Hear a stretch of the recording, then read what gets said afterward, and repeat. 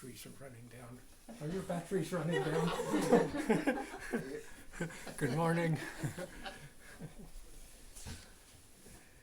I was quite happily sitting in my hut thinking the clock's going really slow. At one point I was looking carefully to see if the second hand was moving, and yeah, it's moving. So I think I was clued in a little bit, but not enough. But my other half was.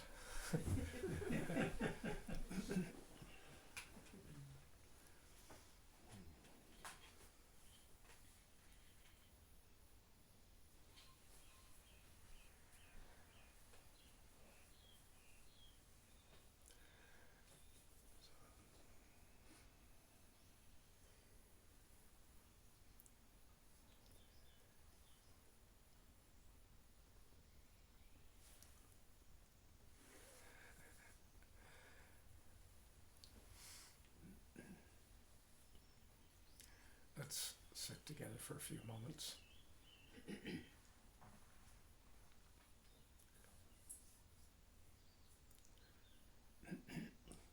And instead of raising it as a question, let's just take it on as what we're going to do. All of me here with and for all of you. Just sitting with that. All of you.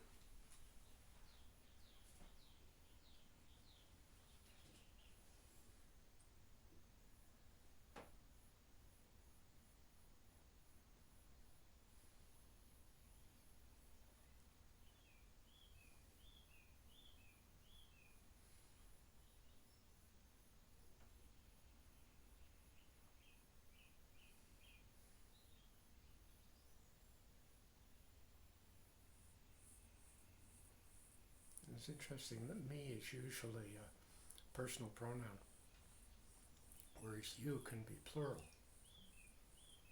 So I wonder, are you sitting, all of you here sitting for me, or is it all of you as a me sitting here for all of you? Right? Each an individual you. You hear them out there? Some guys are rude. I'm supposed to be giving the class, and this guy's just chirping away.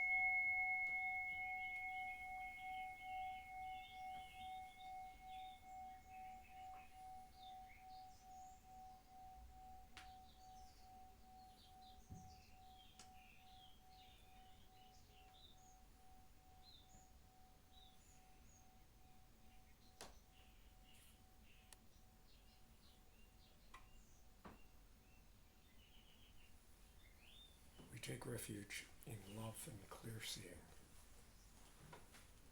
We live courageously in this world of birthing and dying. Our hearts embrace all companions on this path of lucidity and freedom. For the sake of all beings, wisdom, compassion, non-clinging awareness.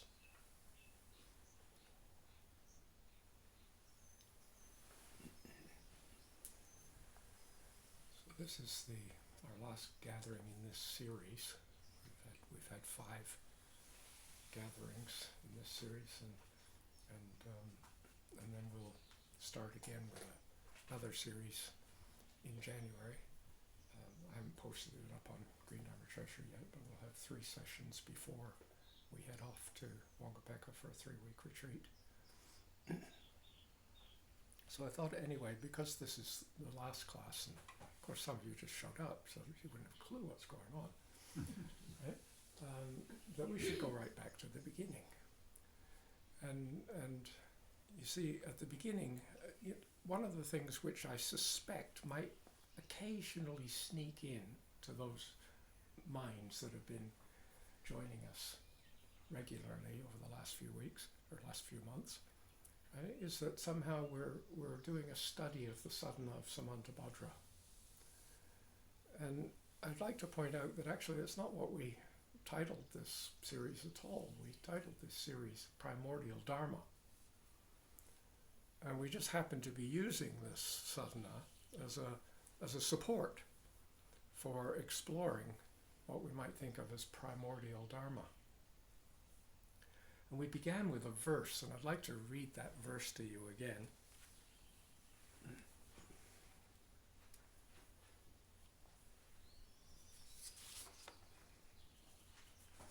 And I invite you to hear these words, and it's sometimes a challenge, because sometimes you're in the habit of listening to someone and you're just kind of rattling along on their words and reacting to what they're saying. Whereas I would like to invite a new possibility. Imagine for a moment that you are feeling absolutely serene.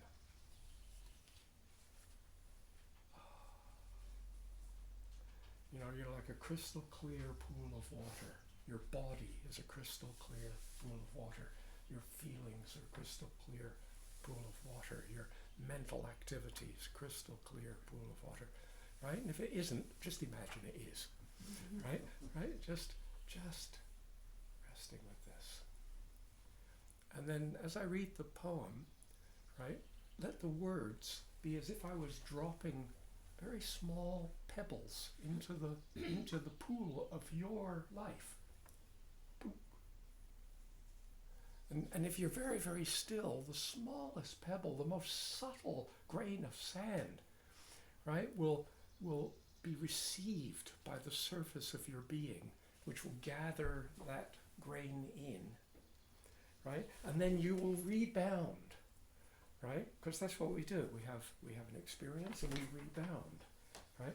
And you rebound as a ripple that's going out, and you start to see concentric ripples on the surface of this incredibly still pond, right? And I'd like you just to see if you can feel yourself rippling with the possibilities without kind of intellectually analyzing this. Just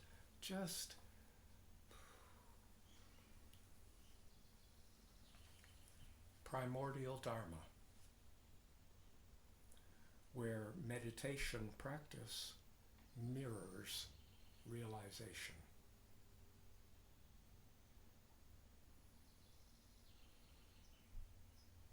Where realization mirrors practice. Where path and goal are not different. Okay? Where what is studied or practiced is who is studying and practicing.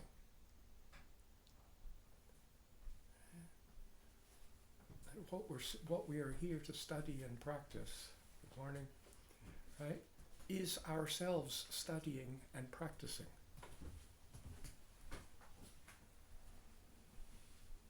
Where love and clear seeing perfumes the ever-fresh gardens of our lives and the lives of all living beings. Primordial Dharma is an ungraspable treasure. Think of as primordial Dharma as creative interbeing. Creative interbeing is an ungraspable treasure. Fundamentally inconceivable. It is good at the beginning and good in the middle and good at the end. It mothers, holds, supports, and cradles everything. This ever-fresh dancing of creativity and wonderment.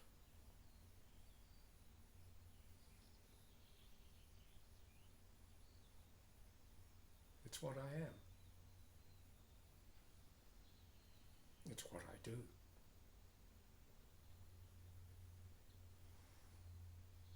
This primordial Dharma that is also you.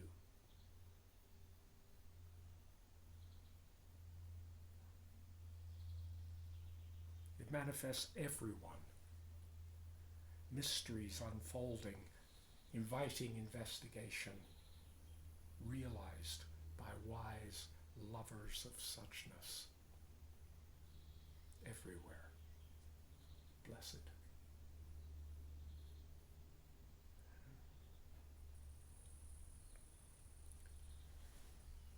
This is the substance of our investigations. This is what's doing the investigations. But I wanted to this morning to borrow words from someone else. Right? And let that be a kind of a lead in to what we're looking at today. Okay. So you thought you were coming to some sort of class, but you didn't. You're just coming to poetry reading. Right? So, dear still pools, listen and be moved. There is at least one eye, referring to this eye, not eye, but the seeing eye, right? There is at least one eye for everything here this afternoon. I suppose we could say this morning, but she wrote, Patty Ann Rogers wrote this afternoon. The algae and the yeasts, invisible to some, for instance, are seen by the protozoa. And the black-tailed seeds of tadpoles are recognized on sight by the giant egg-carrying water beetle. Brook trout have eyes for caddisfly larvae. Pickerel for dragonfly nymphs. Red fin shiners bear witness to the presence of flocks of water fleas. The grains of the goldenrod are valued, sought out, found by the red-legged grasshopper, who is in turn noticed immediately by the short-tailed shrew, whose least flitter alarms and attracts the rodent-scoped eye of the white-winged hawk. There is an eye for everything. The two-lined salamander watches for the horsehair worm, as the slit spider pays sharp attention to the midge fly, crane fly. The cricket frog will not pass unnoticed, being spied specifically by the ringed raccoon, and despite the night beneath the field, the earthworm, the grub, and the leafhopper larvae are perceived by the star-nosed mole. So odd that nothing goes unnoticed. Even time has its testimony, each copepod in the colony possessing a red eye spot sensitive to the hour. The entire congregation rising as one body at dusk to touch the dark where it exists above the pond. And I have an eye myself for this particular vision, this continuous validation by sight that's given and taken over and over by clam, shrimp, marsh treader, bobcat, and clover-coveting honeybee, by diving teal, the thousand-eyed botfly, the wild and vigilant shadow-seeking mollusk Maya. Watch now, for my sake, how I stalk. Watch how I secure this vision. Watch how long and lovingly. Watch how I feed.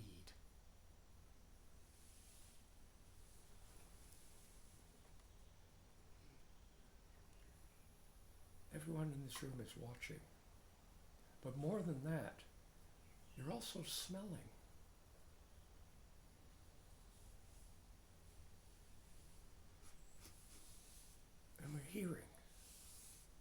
We could write a poem for each one of the senses. Okay? Okay?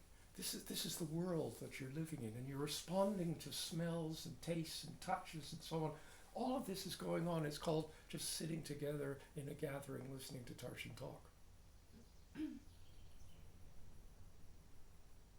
This is mothering your experience into being. And yet, as you rebound, touched by the incoming perception, right? And then you rebound, you send ripples out into the world, and you are watched. And you are smelt. And imagine for a moment we just sat down and actually really opened into an appreciation that everyone was living in this extraordinary, dynamic, vast, shifting experience of being, becoming. Okay? What I do is affecting you. What you do is affecting me.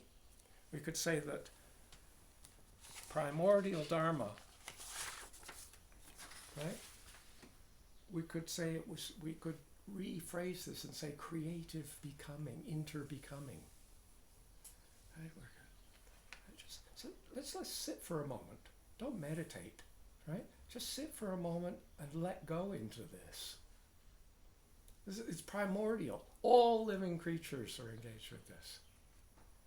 Okay?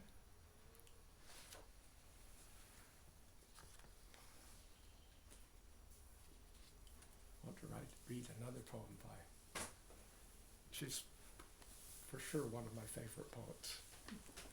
Okay? I'm sure there's a God in favor of drums.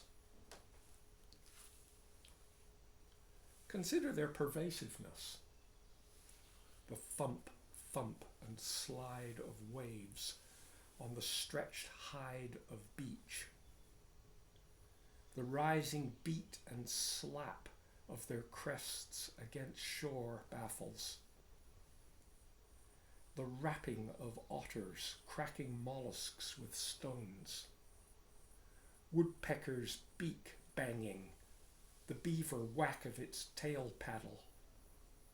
The ape playing the bam on his own chest. The million tinkering rolls of rain off flat leaves, and razor rims of the forest. And we know the noise of our own inventions. Snare and kettle, bongo, conga, big bass, toy tin, timbrels, tambourine, tom-tom. But the heart must be the most pervasive drum of all. Imagine hearing all together every teeny snare of every heartbeat in every jumping mouse and harvest mouse, sagebrush vole, and least shrew living across the prairie. And add to that cacophony the individual staccato tinkings inside all gnatcatchers, kingbirds, kestrels, rock doves, pine warblers, crisscrossing each other in the sky, the sound of their beatings overlapping with the singular hammerings of the hearts of cougar, coyote, weasel, badger, pronghorn, and the ponderous bass of the black bear. And on deserts too, all the knackings and flutterings inside wart snakes, whiptails, racers and sidewinders, earless lizards, cactus owls, plus the clamours undersea, slow booming in the breasts of beluga and bowhead, uniform wrappings in the passing school of cod or bib, the thitterings of bat rays and needlefish. Imagine the earth carrying this continuous din, this multifarious festival of pulsing thuds, stutters, and drummings, wheeling on and on across the universe. this must be proof of a power existing somewhere, definitely in favor of such a racket.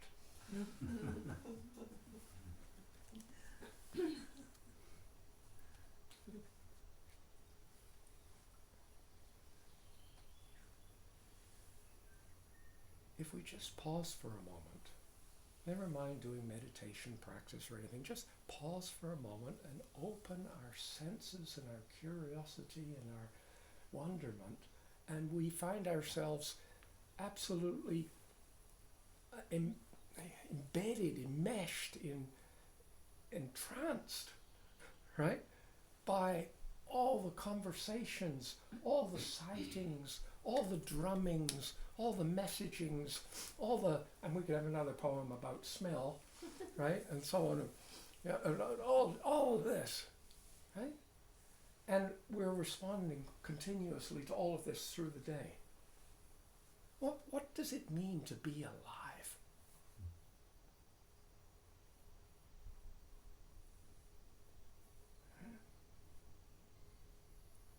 And when we start to look into this with a bit more discernment, and we find ourselves being drawn into such an exploration, it becomes clearer and clearer that we are profoundly interdependent, right, with everything, and things are just this tiniest little grain of sand dropping in our pool, and there's a shift and a change, right? And you see there's an extraordinary fragility in existence, right? In the sense that it's so responsive and changeable, and, you know, it's constantly becoming something else, right?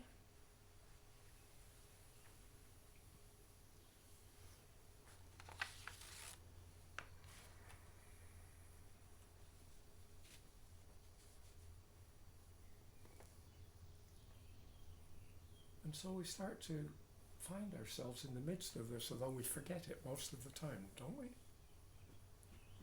I mean, do you have, is what I'm saying this morning impossible for you to contact in some way whatsoever? I don't think so. Okay?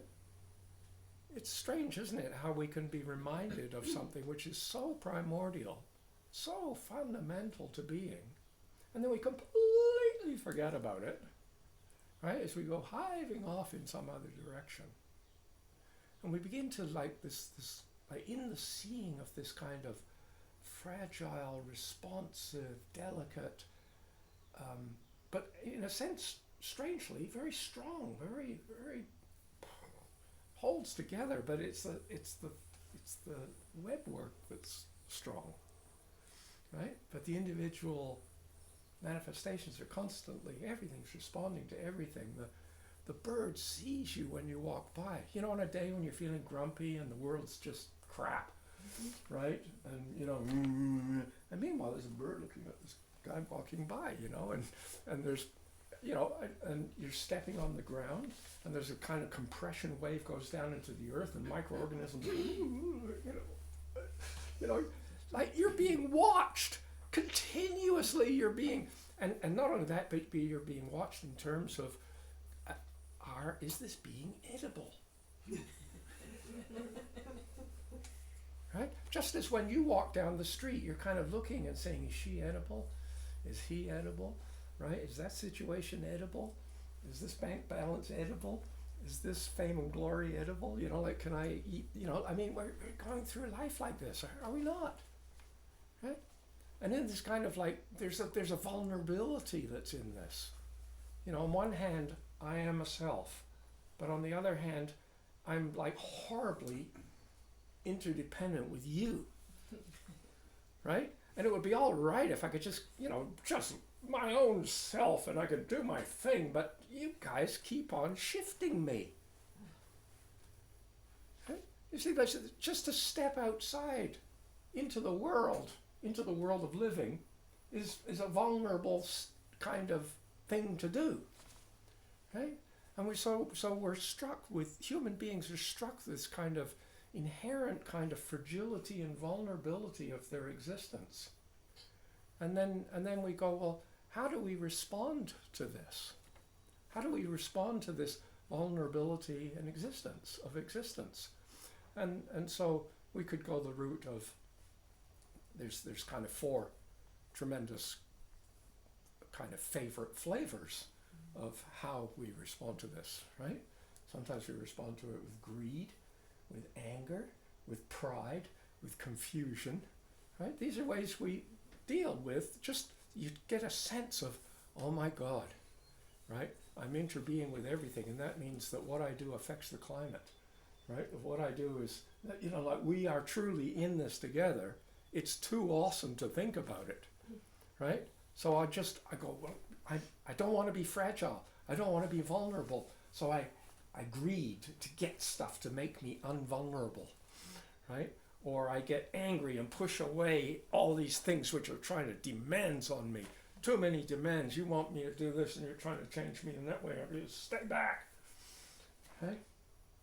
Or I'm kind of, well, I've got it together. And you kind of, and all of a sudden the world, on each one of these states, the kind of living vitality of our interbeingness is eclipsed by these qualities of being. Okay? And then imagine for a moment, right, that instead of this, right, we could meet with our vulnerability, with our kind of fragility and so on of life, with love, with compassion, with empathic joy, right? In the kind of amazing dancing of other creatures, little midges and sandflies and so on. Right? And a kind of serenity in the midst of this. And we begin to, when we start to see this is the kind of the base that we're working with, the base from which we begin is this extraordinarily creative interbecoming that we're part of, right? That's the base that we have to work with. And we might gradually begin to see that getting kind of caught up in all these kind of negative things to, to somehow, it's too overwhelming, this immense interbecoming that we are, and so I'm going to retreat into me, property, that's mine. Got all this. This is the roots of everything. We imprison things. We put we put fences around them. We say, you can't go here. You people can't live here. You people get out. Right? We are like extraordinary suffering coming out in what is, in a sense, just an honest attempt to deal with the terror of the fragility and the vulnerability that one might feel, right? Because somehow we've come to see the world this way. Okay. And we could say the practice of Dharma, the whole practice of this work is to somehow cultivate a different way of being with this, right? To begin to kind of open up.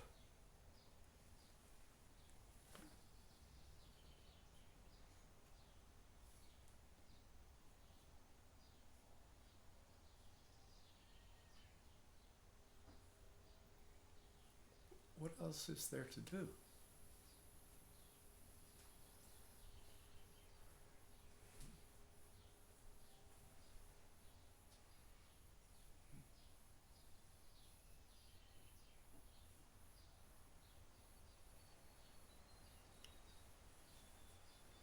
We've been using this sadhana of Samantabhadra as a kind of foil, if you like, right, to draw our attention to various themes of investigation and experiential investigation,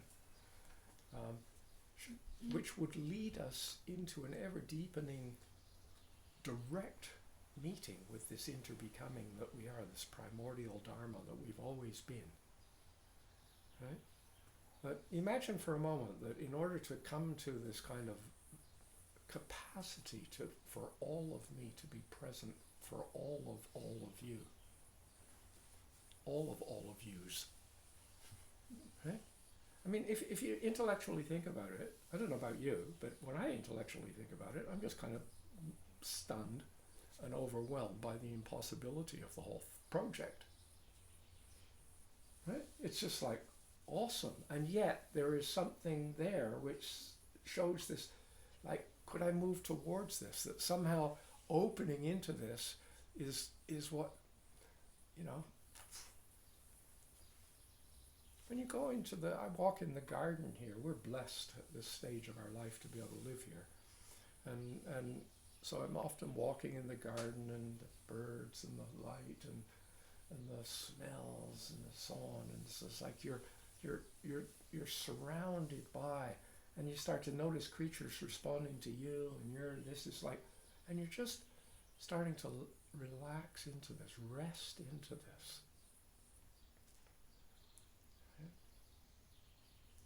And the first 5 sections of the Samantabhadra Sadhana, right, we could think of this as, one way of describing it would be, these are all part of what are traditionally called a path of accumulation. We're accumulating a kind of full spectrum of experience, right? And we need to, and perhaps not just accumulating in the sense that you don't have the experience and you've got to get it, so you accumulate it, but it may be that you know these experiences well, but what you're doing is the accumulation is still strengthening. There's a kind of a strengthening or a realizing that's taking place with this, right? And so we're kind of strengthening this quality that we're talking about. Okay? And I've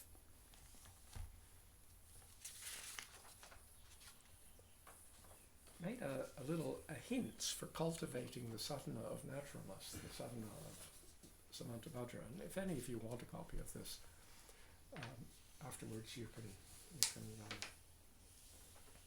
I've printed some up.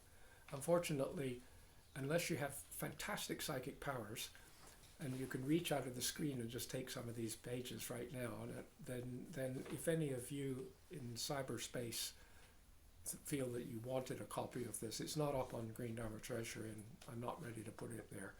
But if you emailed me, I would just email you a copy, right? So afterwards. Right? So these are some hints for this, that Paddy Ann Rogers is kind of, to me, all her poetry is just extraordinary celebration of life in every conceivable domain and dimension and so on, and the kind of how we flow through each other continuously. And I just read some of this. Thank you. It's actually much more inspiring than reading the Satipatthana, right? Or the Jeweled Ornament of Liberation, or not that these things are not actually really juicy, good hints at a certain stage on the journey, but it's not the gist of it. It's not the guts of it. Right? So let me share some of this, and we'll eventually get to what we're supposed to be looking at today, which is heart fruition. Yeah. Do you think it's the freshness? Like when you're in this awareness, in this realization, there's a freshness that's like the bird song. It's like the smell of the flower. It's eternally and then fresh. You have an old story for thousands of years, and then you have this freshness.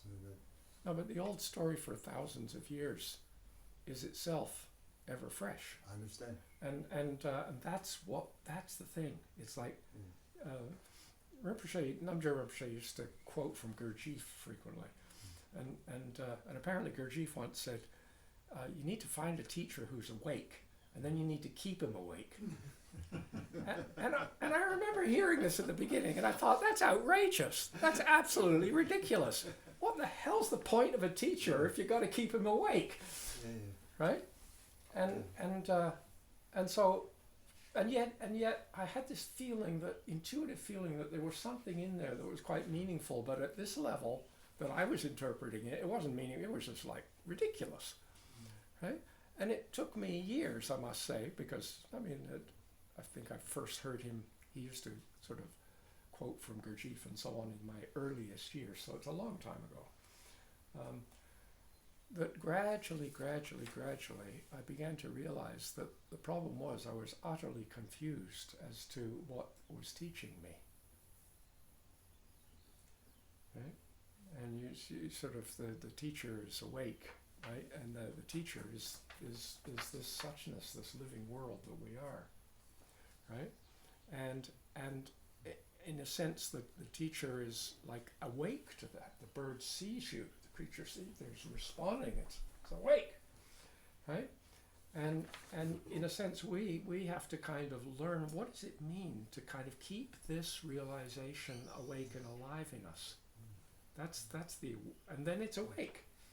That's the Right? refresh. That's the whole thing. That's the refresh. Yeah. Let me begin with another verse. Today, I sometimes think I'm going to give up doing classes and just invite people to come to gatherings. I don't know if they will. And I just kind of read poetry that I like. Right?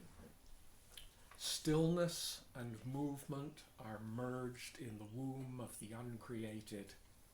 I praise you, Mahamudra. All existence has your form.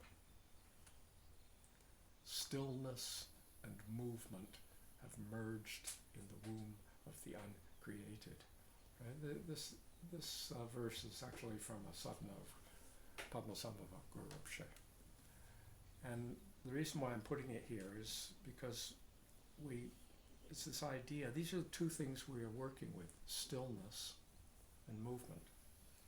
Right? We settle in stillness. Right? This is the unbroken wholeness at rest in itself. Right? Doesn't mean unbroken wholeness doesn't mean there's not lots of the whole matrix is dancing. It's not that kind. It doesn't like you suddenly freeze the universe. But we are absolutely there in it. You know, like you can imagine. I lived for a long time at the Wangapeka Study and Retreat Center, and there's a Wangapeka River runs down below the retreat center. And so over the years, I've spent a considerable amount of time either in the river or on the bank of the river or watching the river or what have you. And the thing is that it could sometimes be quite turbulent, right?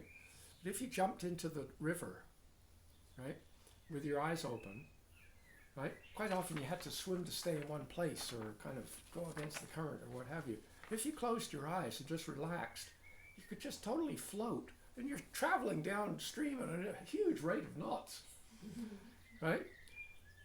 You're still in the movement. Can you see what we're getting here, right? But more of, I'd rather use the word here, settle, because this is something we can do. We settle. We're settling into stillness. Naturally abiding suchness. Effortless naturalness, right? Settle into this, right? What's this effortlessly? I want you to try to hear that bird. Thanks, bird. The bird stopped singing right at that moment, right? But what I'm trying to say is, well, try to hear me. You know, like hearing is effortless. You can try and make effort. You know, you say you're making effort to hear, but actually you're making effort to tense your shoulder muscles and your neck muscles and your micro ear muscles or what have you. Right? You just sit there and the seeing happens. You just sit there and the hearing happens, right? You just settle into this. It's effortless naturalness, right? At the same time, right, we exist as movement, right? Volitional activity, right? Skillful fabrication, right? It's like we're constantly responding. We rest in this. Right? It's as if, you know, we receive perception, conception, we receive experience, you know, they drop into us and they ripple through us, and our rippling is a movement of responsiveness. Okay? And meanwhile, the world is rippling, is receiving, our kind of receptivity is the stillness, is the settledness. right? When we're not settled, we're not very receptive. Right? Now, in a strange way, we could say that, the stillness and movement have merged in the continuously gestating mystery that we are. Right? Right? The movement is kind of like activity, doing, I do, and the stillness is I am. Right? This is kind of like this. Never mind, we're not doing a kind of intellectual examination of what we are.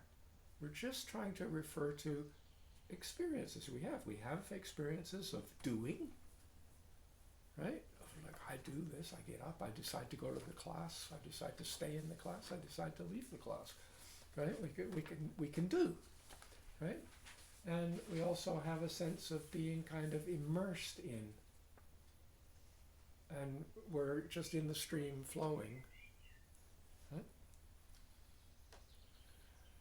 And although both stillness and movement, settledness and movement, are innately present, the first sections of the sadhana could be seen to oscillate back and forth between emphasizing one and then emphasizing the other. Right? So in the first section, we settle. It's called preparation. We're just settling. Comfortable posture, strengthening posture. Right? It's just like, let's just review this, not view it. Let's retaste this. Right? Settle into this kind of immensity of smelling, tasting, seeing, touching, and being smelt, and being tasted, and being touched. Right? The simultaneous kind of just settling into this. Right? This is comfortable posture, a posture of attentiveness, of openness, of engagement. And then making friends with your breathing.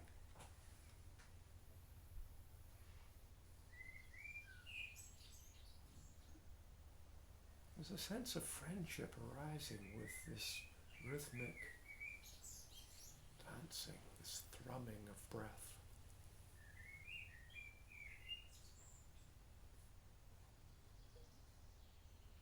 And sometimes we become so kind of sensitive, so still, so settled, we can feel our heart beating, shifting with the rhythm of our breath, and our breath shifting with the rhythm of our heart.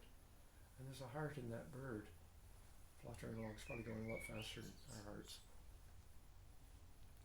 There's all these hearts going right here in the room. Yeah, boom, boom, boom, right beside you. Boom, boom, boom, boom, boom, boom. Right? We're kind of settling in, making friends with the breathing, this tide of coming and going, of inhaling and exhaling, of being and becoming. Inviting your entire body, brain, mind community to settle into a place of pristine stillness and vibrantly awake presence. This is, so the first part is just settle. This is it. Right? And, in this one, we're accumulating skills in attentiveness. We're accumulating by practicing this way, by consciously inviting this kind of experience.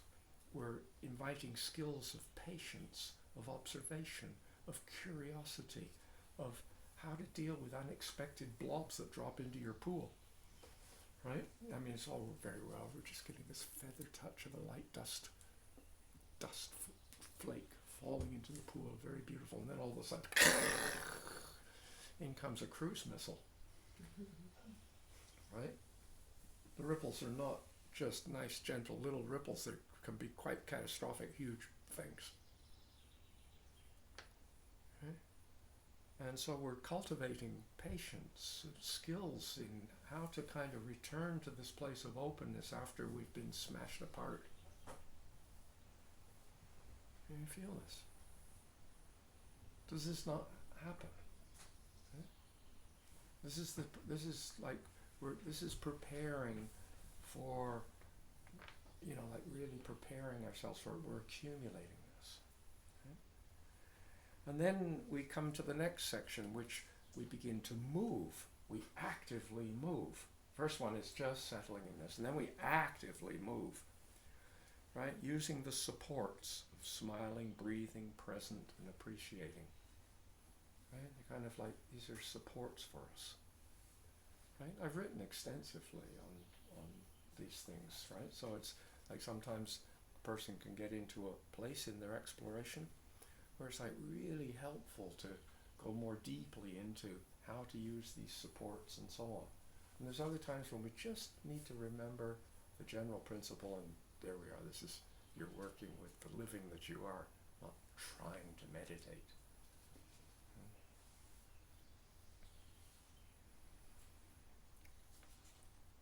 Using the supports of smiling, breathing, present, and appreciating, actively explore the interbeing, interknowing nature of your currently arising experience.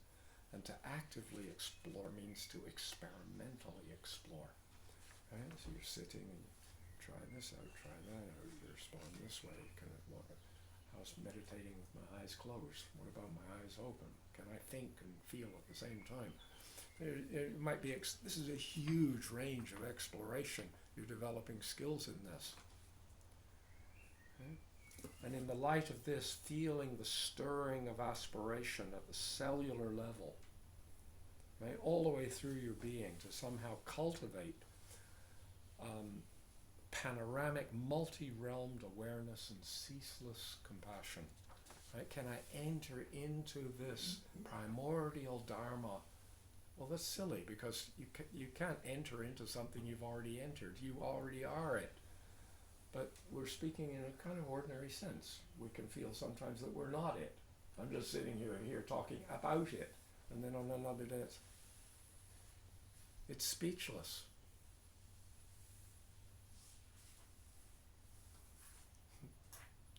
And it's full of smiles. It's inherently smiling. It's not. The kind of primordial Dharma is not frowning. The sense of like mystery and majesty about just ordinary living, which is like awesome.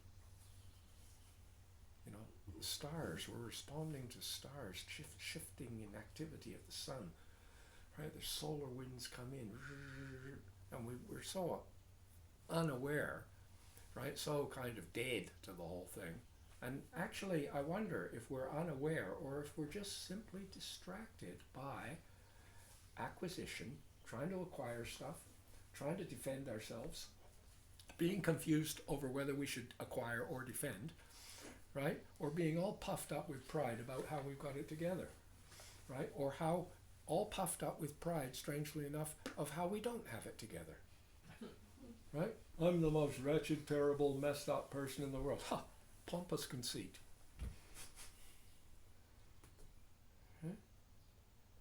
I mean, it's the famous, it's like life's music, right? It goes like this. Me, me, me, me. Me, me, me, me. Me, me, me, me, me, me, me, me, me, me, me. It goes like huge orchestra of it, right?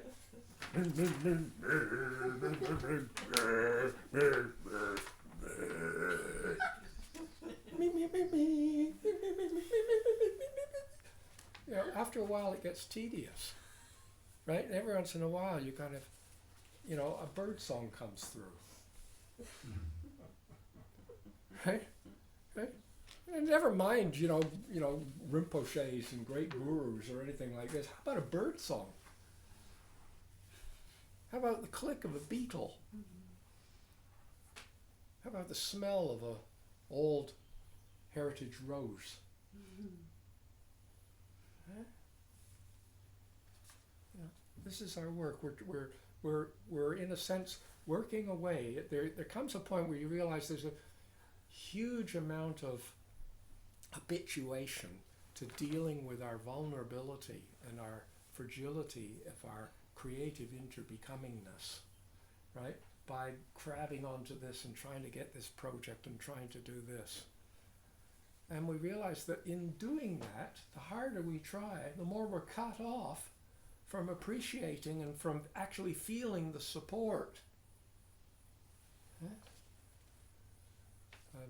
Robin Steinstra, a friend who we've known for a long, long time, died a few days ago. And we were, her son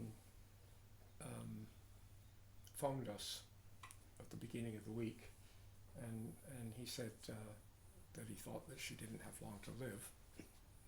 And we thought, oh well, I said, do you think she would receive a call, a phone call or something? So we FaceTimed with her, and we had a lovely last meeting. And she was kind of fading out, she was sort of lying there, and she had her oxygen assist, and she was, apparently she'd sort of fall asleep, and she'd wake up for a while, and she'd fall asleep, I mean, as you do in that phase of life.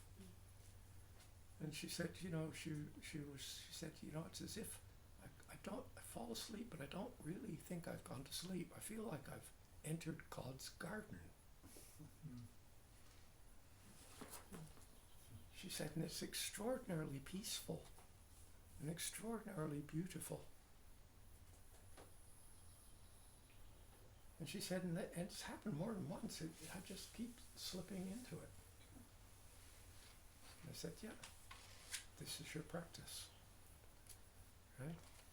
To just open and appreciate God's garden. What a wonderful way to kind of come to, right? And when's the last time, we could all ask ourselves this, when's the last time we walked in God's garden? It's a strange phrase.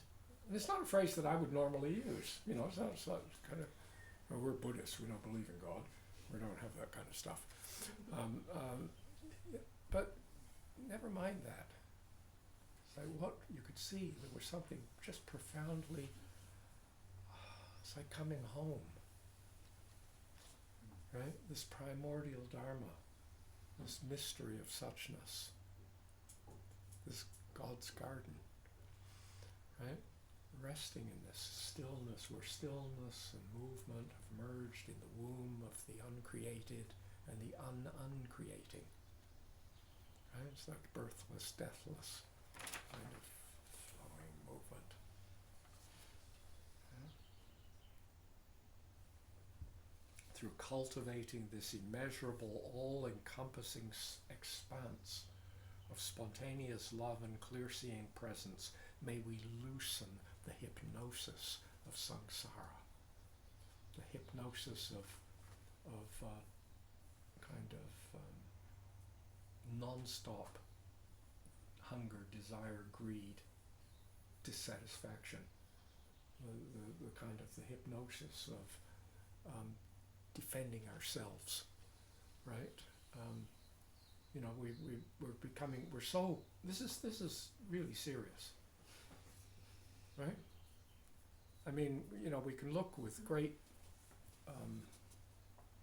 distress, right, at the horror that's taking place in Palestine and Israel,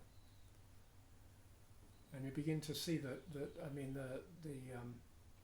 these kind of, this fear, this terror, this hunger, this anger, this confusion, this pride, right? All of this, it's like this violence that comes out. We're so trying to protect ourselves that we destroy the world around us.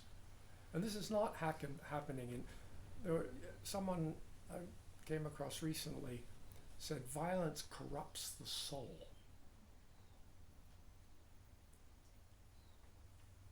And this is to me, it's like really, we're normalizing bombing people to bits, bombing hospitals. We're normalizing, we can listen to this now. It's no longer a kind of, it's a tactical thing. We need to do this. It's a military maneuver. We argue about whether it's against the law or not? Or is this a legal kind of killing people, or is it an illegal killing people? Right? And there's something like our soul has been corrupted when we can look at this. Right? Our soul, our capacity in a sense to open into this extraordinary, fragile, vulnerable, interbecoming and participate in a life-affirming, sustainable way. Right? This is what we are. Right? Through cultivating this immeasurable, all-encompassing expanse of spontaneous love and clear-seeing presence, may we loosen the hypnosis of samsara and release into the ocean of continuously evolving, collaborative creation. May we manifest ways of living that uplift all beings. This is a determination. This is this part. I move this. I am doing everything I can to do this. This is not a settle. This is action. And it's necessary. We need to accumulate skills of action. We also need to accumulate skills of settling, of allowing. Right? Gradually we start to see the two are balancing. And then we come to the third section, right, in which the emphasis is settling. It doesn't mean there's not movement or kind of work that's taking place in the first one, but it's more like stillness and movement, settledness and movement are both there inherently, but we're kind of emphasizing one of the two. It's just a way of looking at it, right? And so we started off settling, then we start to move in response to what we found in the settling. And then we settle, right? Or settle. This is refuge. Without departing from the primordial space of contemplation invoked by exploring the preceding two sections. Right? Right? To really open this sensing, right? Working at it. What would it take to remind yourself to open all your sense doors more frequently? I don't know, but you have to find out. You have to keep it awake. No one else can keep it awake. Right? This is like, no one can teach you the technique for doing, how can I do this? Mm-hmm. Well, actually you can't. What do you mean I can't? Well, okay, you can. It's sort of like, it's what you do, it's not what you want to do. Reflect on refuge, your deepest sense of groundedness, connectedness, and belonging.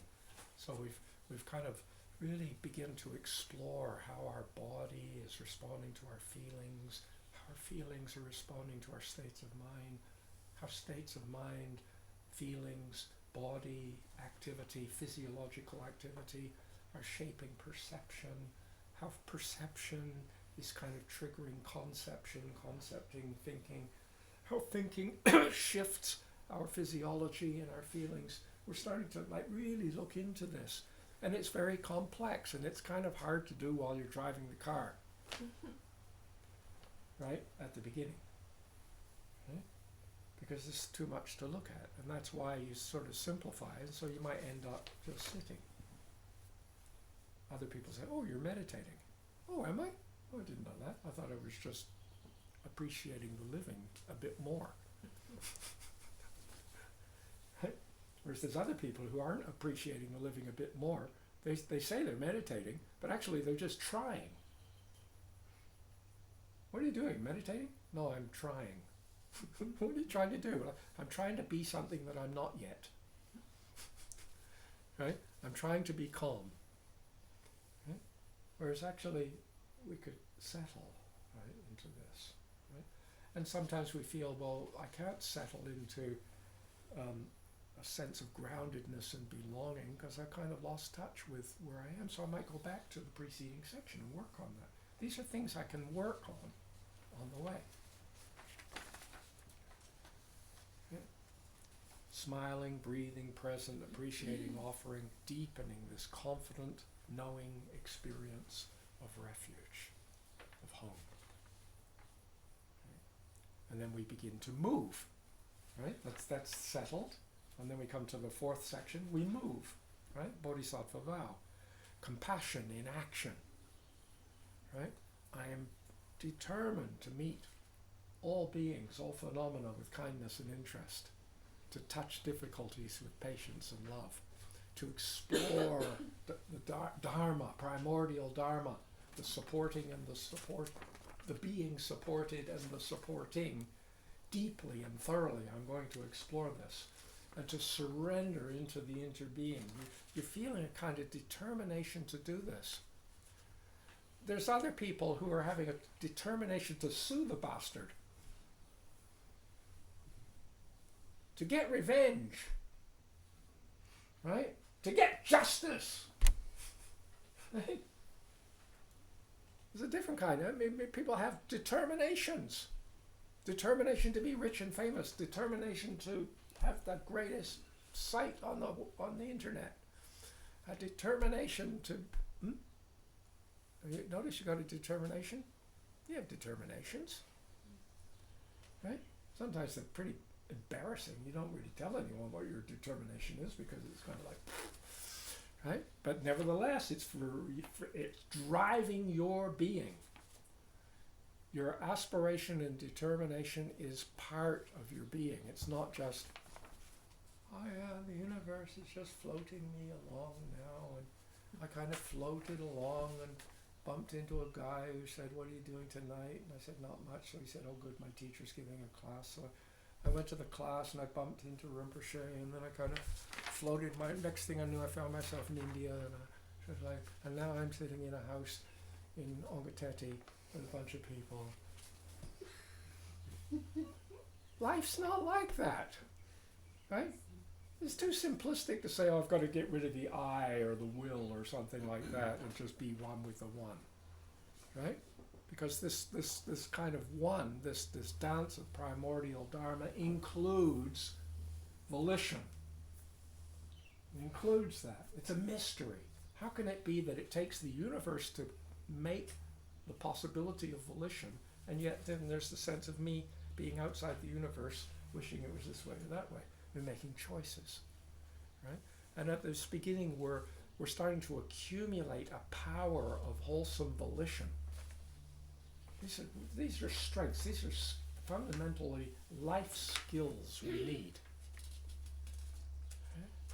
I mean, for example, study something in depth requires certain disciplines of attentiveness. If you don't have those disciplines of attentiveness, you'll find that you have a little wander, and then you kind of wander away, and then you suddenly goes, oh yeah, I was supposed to be studying engineering. Well, that was a month ago. How did I get out here? I'm surfing. Kind of just drifted off, or what have you. Like, it's just like Einstein didn't kind of come to his thinking about physics just by kind of just vaguely, like, poof. He applied himself. There's certain strengths of application here. These are skills, right? Like, oh, I don't have any skill in that. I don't know how to do that. No, we could accumulate these skills. This is the path of accumulation. We're starting to become more and more familiar with supportive techniques for looking, right? Understandings that help us be with difficult situations. All these kinds of, we're getting better at this. Gradually, we've got enough skills together that it begins to shift, and it's no longer called the path of accumulation. We call it the path of integration. And we're more integrating all these skills we've got into one thing. And that's actually what we'll be looking at in the next series of classes, right? This is more on the path of integration. Right? So we move with this Bodhisattva vow, right? And then we come to the fifth section, which is the subject for today, right? We settle, right? Into a place of, I call it heart fruition. It's like we've been doing all this work, right? Studying, investigating, allowing, aspiring, resting, interbeing, all this kind of stuff. And then we come to a fruition, a first fruition, a heart fruition. And these are the four immeasurables. Okay? We talk about immeasurable love, immeasurable compassion, immeasurable empathic joy, and immeasurable serenity, right, in the midst of whatever's arising. Right? And there are dozens and dozens and dozens of teachings that just work with this, right? So for example, you might metta bhavana, loving kindness, meditation on loving kindness. How do I practice loving kindness? Someone says, well, what you do is this. You do this, step 1, step 2, step 3. You got it? No, you left out step 2. No, you aren't doing loving kindness properly, right? I mean, how on earth can you practice loving kindness, right? I mean, we could intellectually talk about this. I mean, love has something to do with accepting the validity of the other as co-relating with you as they are, to accept them in all their fullness, that somehow there is a quality of love there. And in order to accept the validity of who they are in all their fullness requires that we see them for who they are, or a little bit more of who they are. You really, just let's go back to the beginning of the session today. We're just sitting here, and we're realizing that we're seeing, we're smelling, we're listening, we're touching, right? Tasting a little bit, right? It's also, we're sensing. Right? And then if you glance around the room a little bit, you'll see other beings. And if you don't examine this too carefully, you'll see how you tend to see them as a visual object. Okay? And so you're not tending to see them as someone who themselves are seeing and hearing and smelling and tasting. And you meet with this stranger coming down the street. Are they a friend or are they a foe? Right? You meet with this stranger coming down the street who is a kind of an entity that's seeing and hearing and smelling and tasting and touching and interbecoming, that's incredibly fragile and vulnerable, trying to make sense of being an individual in a world which is a collaborative experience. I am meeting with them. Can you imagine how your meeting is different?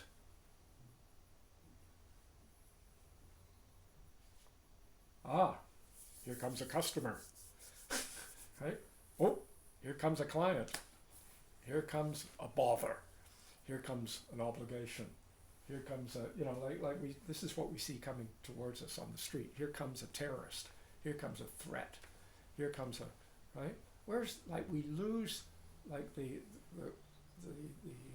violence corrupts the soul. We're in danger of gradually losing touch with our humanity, our humanity. Okay?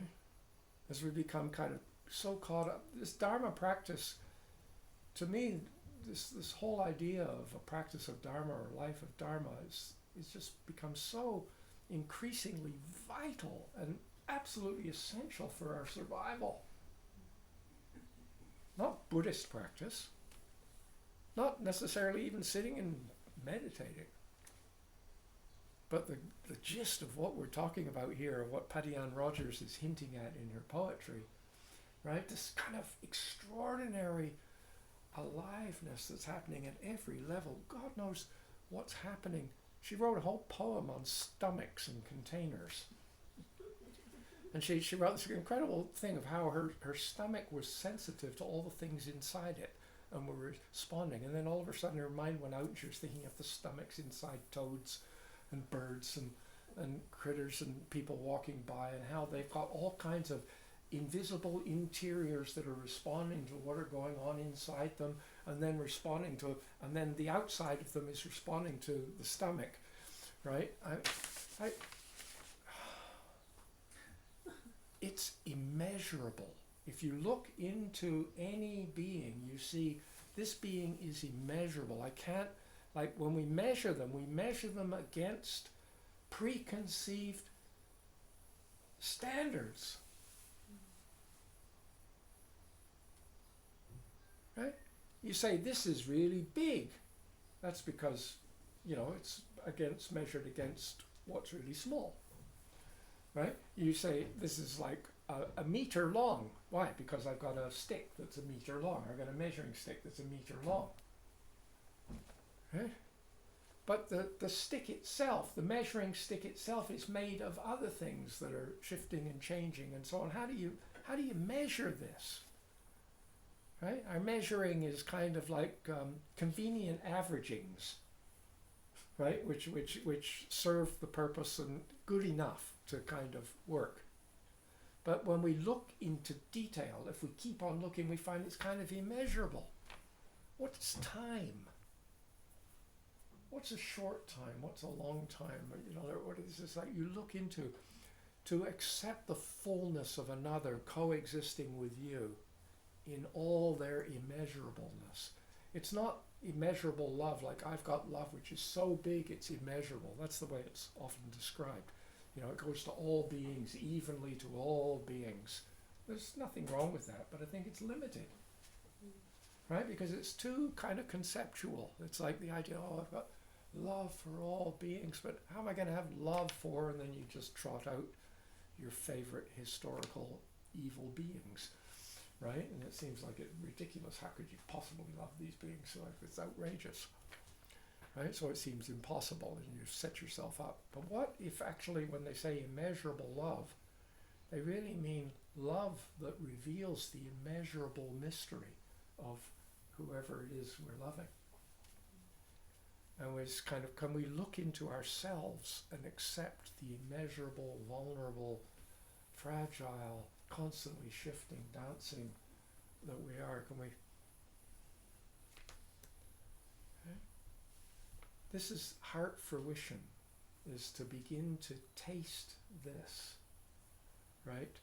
This arises out of our looking, our engaging, our settling and our moving and our settling and our moving, and this kind of delicate kind of but pervasive.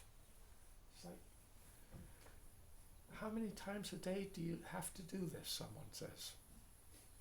Okay, well, you have to do it for 20 minutes every day, right? And if you do it for 20 minutes every day, right, after 10 years, you will achieve this level. Right? That's kind of absurd, isn't it?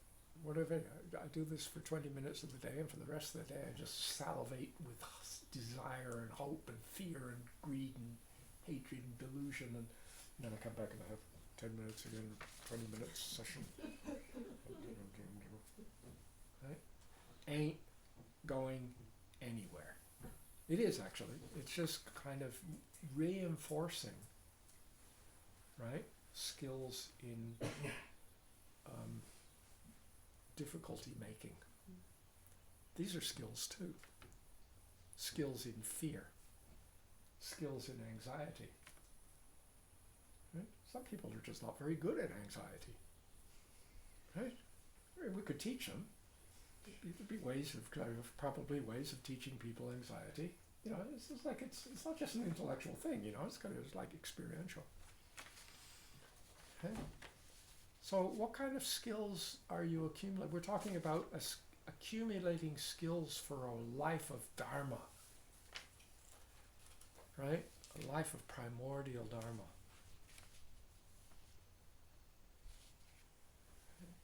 That when we begin to engage with another with love, we begin to realize that there are the ripples of that are immeasurable. They go out through the universe. We engage with the beings with compassion. May all beings have happiness and the causes of happiness. May all beings, what exactly do we mean by happiness? And we don't really mean joy, we mean happiness. Quibbling, right? Don't like happiness, throw in something else, right? We're talking about may all beings feel wonderstruck and thriving and blessed on this earth.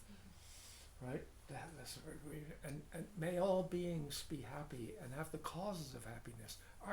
What are the causes that support this? What supports a sense of like amazement and wonderment in life? I think looking supports that. I think investigating and curiosity and engagement supports that. I think shutting down and withdrawing and trying to put boundaries around me and fences and walls and so on doesn't do that. Right? Maybe I feel sort of temporarily kind of socially secure in my little bomb shelter, right? But I don't hear the birds, and I've forgotten all about microorganisms in the soil, right? And meanwhile, the microorganisms in the soil and the birds are doing something, and they're shifting and changing, and all of a sudden, right, you find that climate change seeps into your little safety prison, right? And you said, you couldn't even escape, we got you, we cooked you, or whatever it is, right? We're just so in this together, right? When we engage with may all beings be free from suffering and the causes of suffering, right? This is like compassion, a real desire to kind of be of service, to help, to how can I help beings in a meaningful way? It doesn't mean you only do profound things, right? But it means that perhaps in even doing an ordinary thing, like helping someone dig their garden or helping someone fix the car, whatever it is, right? Can you do this plus seeing the mystery of them? Oh yeah, they fixed my car and they're just a mechanic. Right? Can you imagine, a mechanic who writes poetry? Can you imagine a mechanic who meditates or paints or feels joy with a certain luminosity of morning light bouncing off the leaves? We don't think of that. We think they're a mechanic, right? Or we still do the mechanics. We still dig the garden. We still cook the meal. We still do the things we need to do. But, right, we do this in a fullness. This is a possibility of an extraordinary transformation of our being. Right? And then the key is in this kind of immeasurableness, right? The seeing, the appreciation of the immeasurable as we. And how do we find it's immeasurable? We do it by measuring. Right? Like every time you make a moment of perception is a kind of a measuring. And the more we do this, the more we realize that it's immeasurable. It's very strange.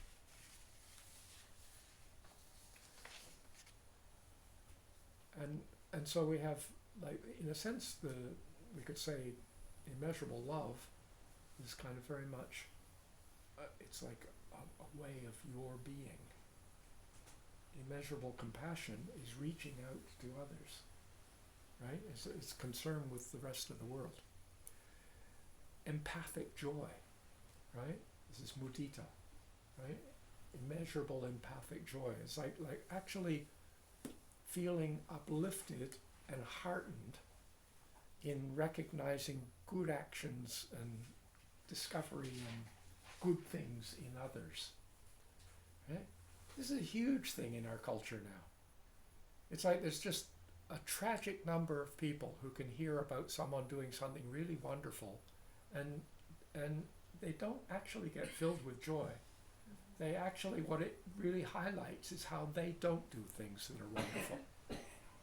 They don't have sympathetic joy. Mudita is sometimes this kind of capacity to be like the universe is thriving and you're thriving. Oh, how wonderful is that? We could say, well, the reason why I know that's wonderful is when you're thriving, I thrive, because we're interbeing, and you kind of figure out all the. But we're not thinking about this. It's just there's a spontaneous kind of immeasurable mudita. Right? How can I cultivate mudita? How can I let go, gradually, gently, let go of this hypnosis of non-mudita? Right? It's interesting, mud in mudita, right? Sanskrit word, actually is rooted in the verb to mix.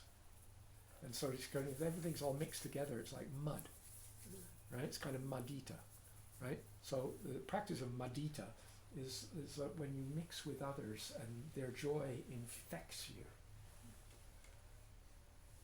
Right? How about that?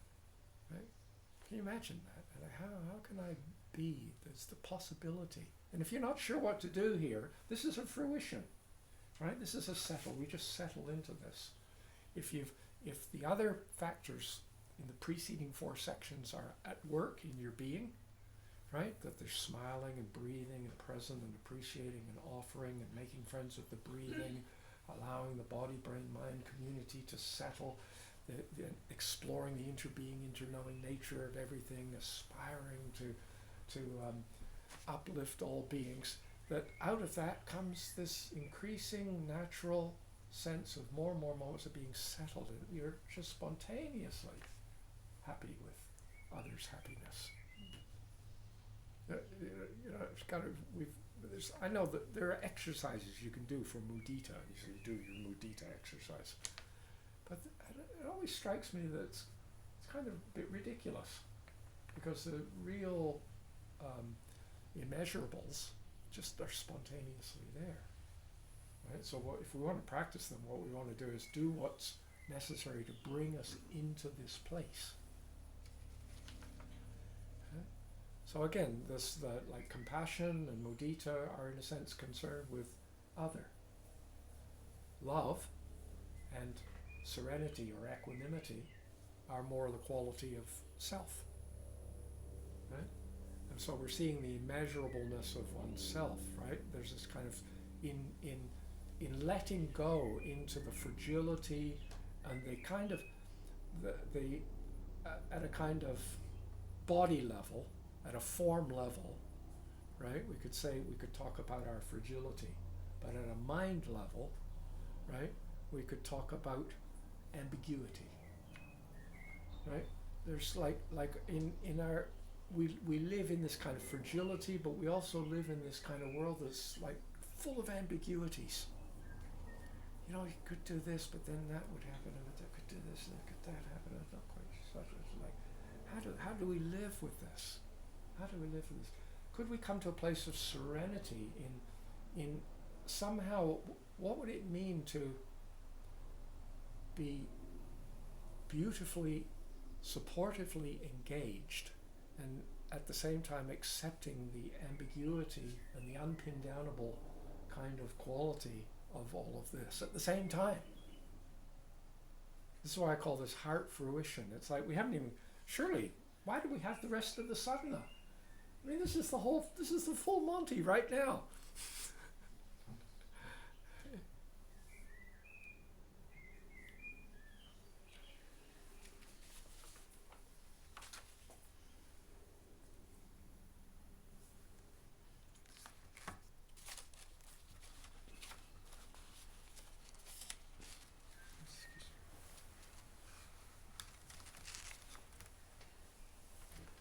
Clock in my room went slow, and my clock here vanished. Let's just sit for a moment and enjoy, and see if there are any observations or comments or questions that are emerging for you from any of this work, this kind of invitation to appreciate and more deeply embrace a life of primordial Dharma.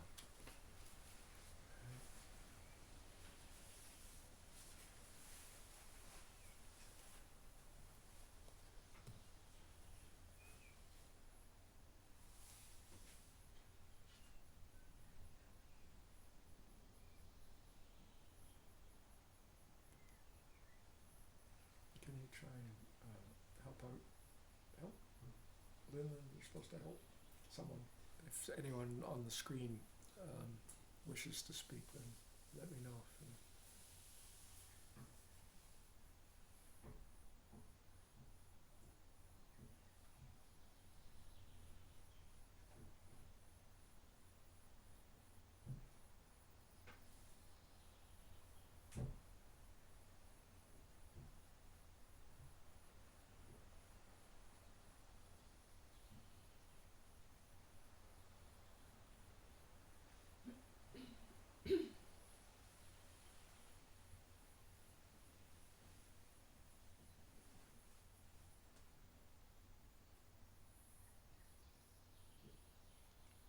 In these sessions that we have, because they're only once a month, right?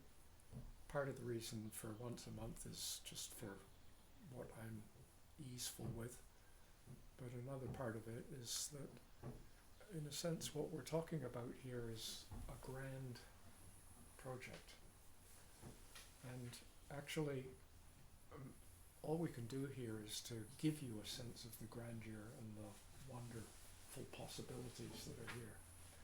But the actual walking of this path and the working on it is something that we need to be doing continuously through our life, on a daily basis, not on a monthly basis.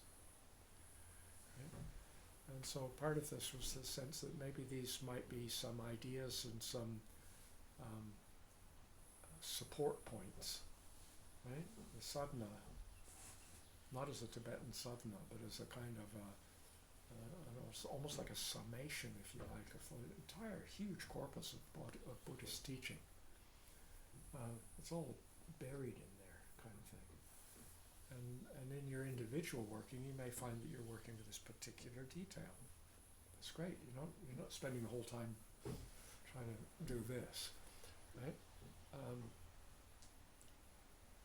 And that's at the level where, the individual conversations and dialogues can sometimes be helpful. Right? It's like working with this particular area. What are you working on? But it's extraordinarily important, one, to have a vision of a possibility, right? And to recognize that this a possibility of sane living in a world which seems to be rampantly, increasingly insane. Right? So it's like something's very uplifting to even just have a sense of the possibility.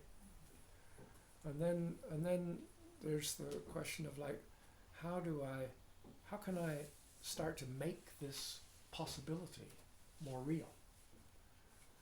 Right? And it's not a matter of don't think of this as a spiritual practice or any religious thing at all. This is just simply life becoming more curious about entering more fully into the living that it is. I have something to say. Yes. Don't take this personally. But that was quite inspiring, what you've been saying. But I think what I found most inspiring was the fact that you were talking about the importance of nature. And that's pretty, and that's because I have a permaculture garden, and I took things on it, and I don't dig into the ground where the worms are and all that kind of thing. But I don't always focus on it properly. And I think what I found inspiring about your talk was that it's reminding me to return to that kind of idea of just treating the creatures better. I wonder the if birds and the worms and all the microbes and all those things. Yeah, totally. Why can't I take it personally?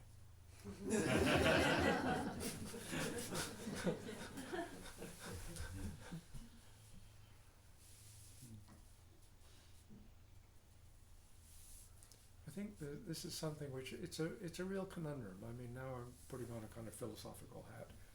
It's a real conundrum in that what I'm talking about is our connectedness, the interconnectedness and the interbecomingness of all life, and that has always been, it's what is, and it will always be until it stops. Right? It's just, that's the way of things. Right?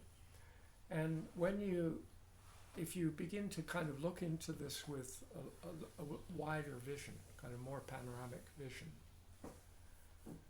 you will occasionally, from time to time, taste experiences of awe and wonderment and reverence and blessedness.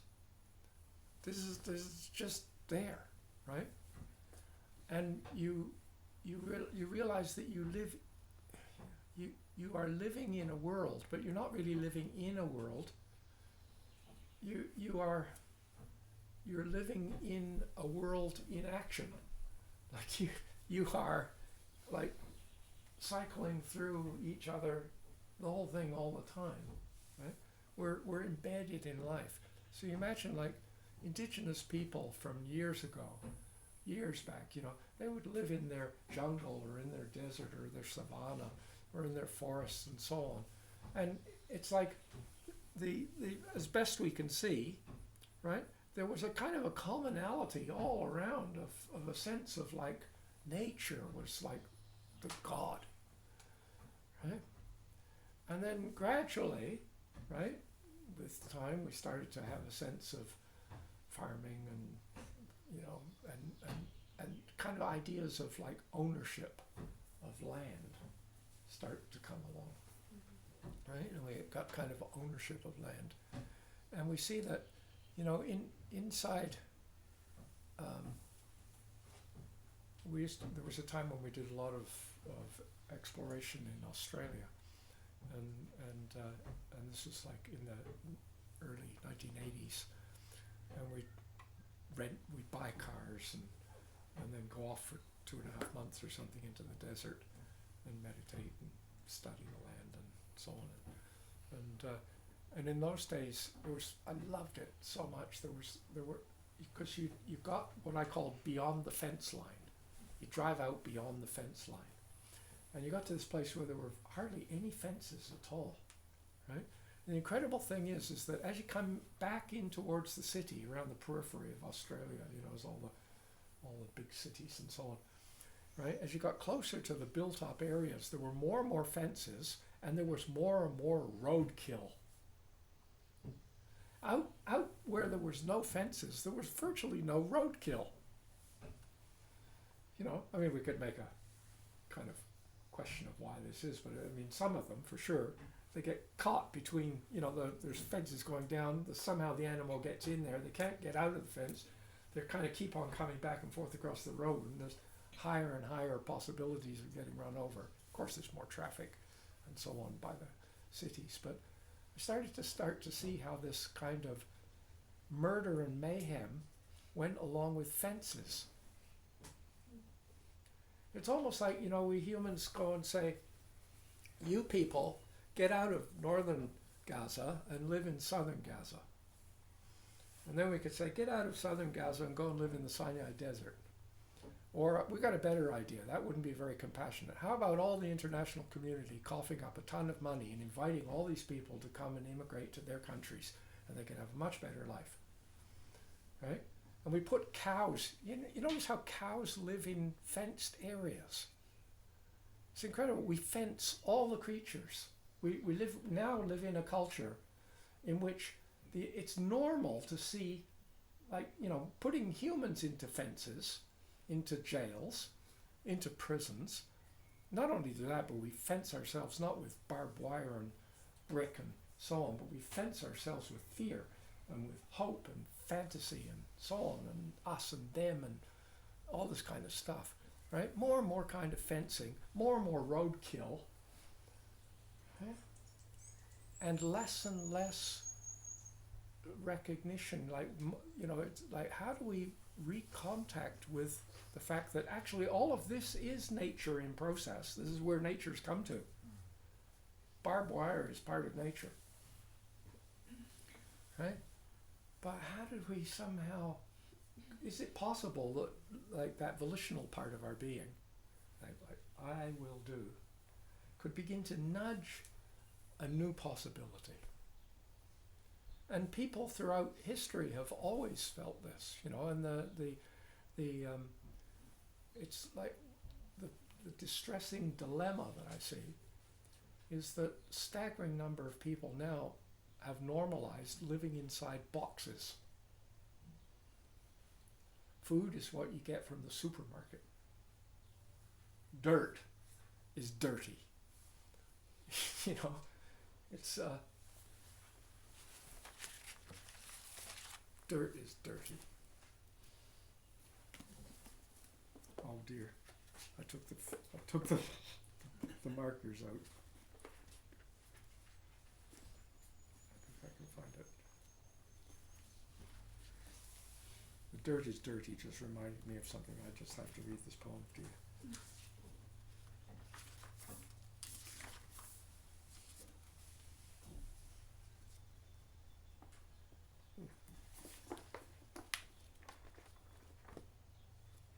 I don't think I can find it now. Sorry.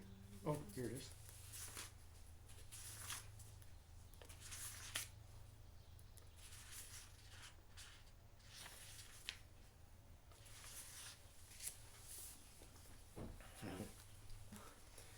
Indecent, self-soiled, bilious reek of turnip and toadstool decay, dribbling the black oil of wilted succulents, the brown fester of rotting orchids in plain view,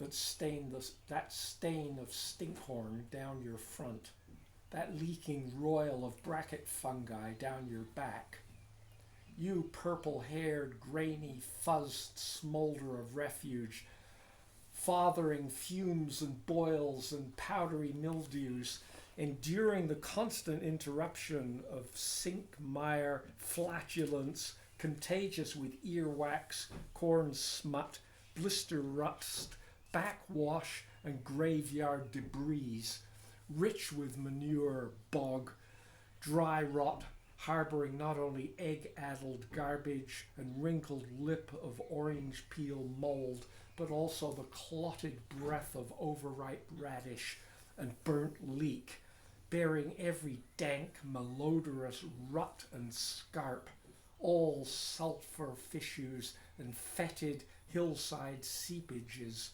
old, dependable, engendering forever the stench and stretch and warm seeth of inevitable putrefaction. Nobody loves you as I do.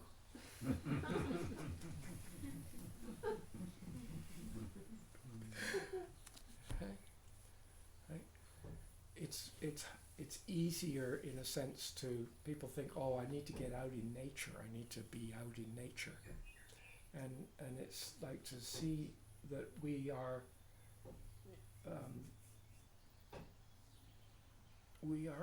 nature, right? And this is in a sense a kind of an encouragement and a training to be able to see that, to be able to appreciate that. And when you recognize just how much energy we put into making boxes and decorating the insides of them and then staying inside them and living this way, arguing over that's my box and this is your box, right? All the kinds of problems that kind of emerge in this. And you know, we don't, at that point, we don't see the immeasurableness of the being. We see the being who lives in this box. Oh, they live in this box, they must be a very lovely being. Whereas they live in that box, oh, wouldn't want anything to do with that being. They live in that kind of box. We don't see the, you know, we don't see the person. We see the objects and the ownerships and the controls and the, you know, the way they've mastered the beautiful dharmas of greed, hatred, and delusion. Right? We honor that. Right? But when you go out into the garden, right, these things aren't there. And the problem is that garden isn't available with 80% of human beings living inside cities. Right? And because of this, we're going to have to look a little bit more carefully. You don't have to look too carefully, actually, out in the garden to be met with wonderment. Whereas, you know, could you, if you found yourself, Amir Rinpoche did a 3-year retreat recently in China, gratis of the Chinese government. They paid for him and everything, and sort of, he said, it was good. I didn't have to do anything, they just sort of fed me and paid my, it was called a prison. Right? I mean, he said it was a wonderful opportunity to practice, right? But you see, for many of us, we don't see that. We can't see the wonderment even in the, never mind, we can't even see it in the garden. So how can we do this? How can we encourage our... This is a huge question. I don't mean this as a rhetorical question. I mean this is a really juicy, specific, detailed question that each one of us has to ask and each one of us has to answer for ourselves.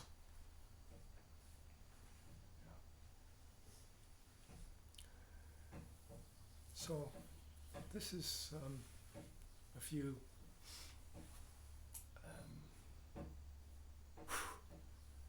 blowings of primordial Dharma, right? And we'll continue. I think it's on the 14th of January. We'll invite people again. I'll put up some things on Green Dharma Treasury. Mary can send out a reminder to everybody. And we'll continue and see, having accumulated some skills, right, then can we begin to integrate these skills, right, like so that they're not just a whole bunch of different skills, but we can kind of be, you know, seeing and hearing and meditating and engaging and empathic and concerned and all at the same time, right? How can we do this, become more alive? So, yes. Hi.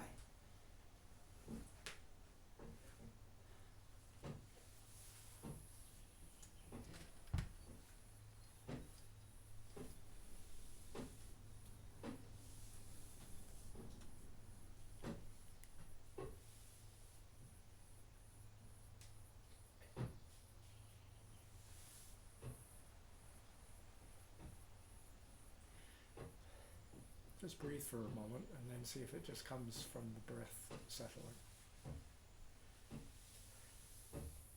I just had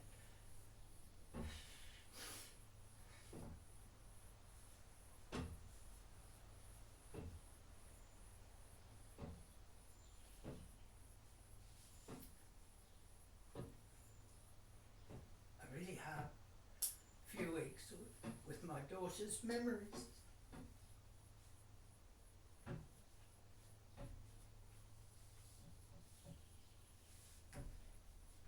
And last time I was talking with you on the porch,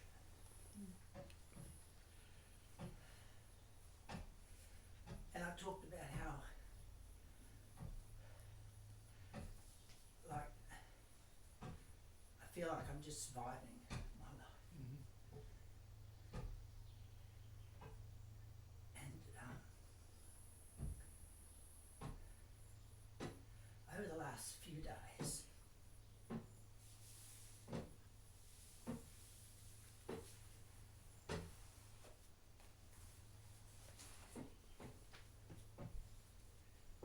I just had a question about whether there's another option for me rather than just surviving my life.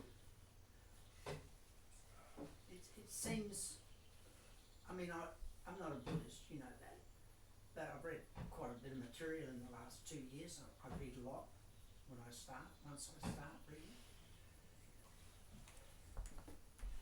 And, you know, like those 4 immeasurables you talk about.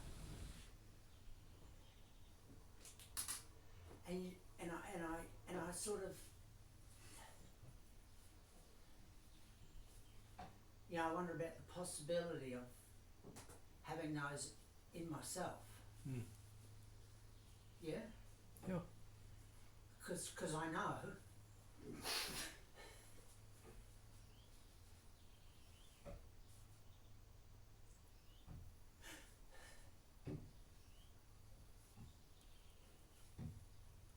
when my daughter died, I just didn't know what to do. Mm.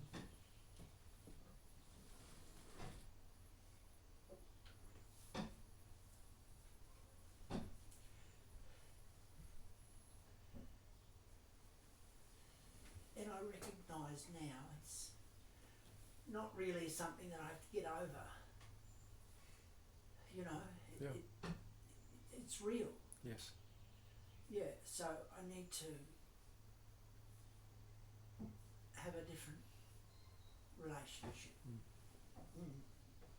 Yeah.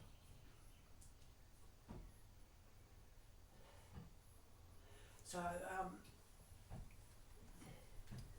so strangely enough, I'm very happy with the result.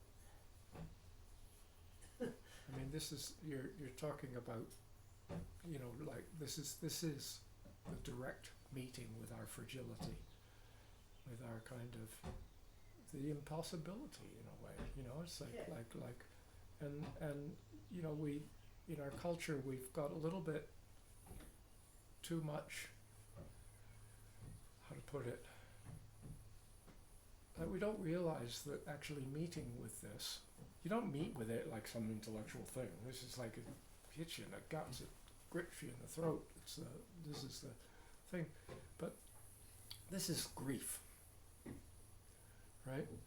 And this is like, grief is like navigating loss. And the deal is that we're going to be involved in an interbeing universe which is creative and continuously dynamic and moving.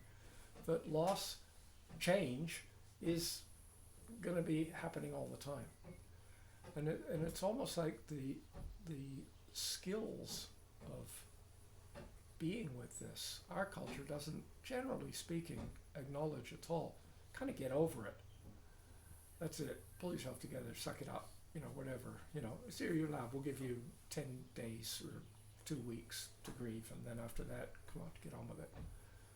It's absurd. And it's almost like we get a sense, I've spoken about this before, we get a sense of being part of a web work of relationships and so on. You could use the image almost like of a spider web, you know, it's a bit mechanical, but you know, you got these things. And then there might be some of the strands in which we're suspended in our life, you know. Each one of these strands is a different color, and they're different qualities of relationship. You know, and so there's myriad different kinds of threads and tendrils of interest and engagement, of hope and fear, of obligation and love and so on. They're all there. And then the universe is as if one of the major threads, snip, just gets cut. And the whole of your being sags into a different shape. It's like, you know, because everything is like being held by everything else.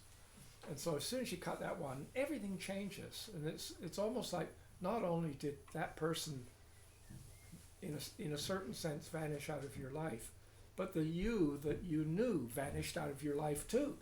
Because now it's a different shape, right? And we don't know, like, how do we live with this? You know, like, and I tend to think that what we call grief is just the kind of wrestling that the human being goes through, and so how they wrestle is vastly different. Like, there's some people who get really angry, and there's some people who get really sad, and there's some people who just get totally stunned. And I'm not leaving it just to a few possibilities. There's an infinite number of possibilities, right? And then gradually through that, the bird comes through, or a neighbor comes through, or something, and we begin to kind of recognize that actually, although we've sagged and it's a totally different shape, we're still actually enmeshed in life. And that kind of, and we start to get, in a sense, it's like almost getting used to a new being, you know. It's like after it doesn't change, this new configuration, you can't get back to where you were. It doesn't work that way, right?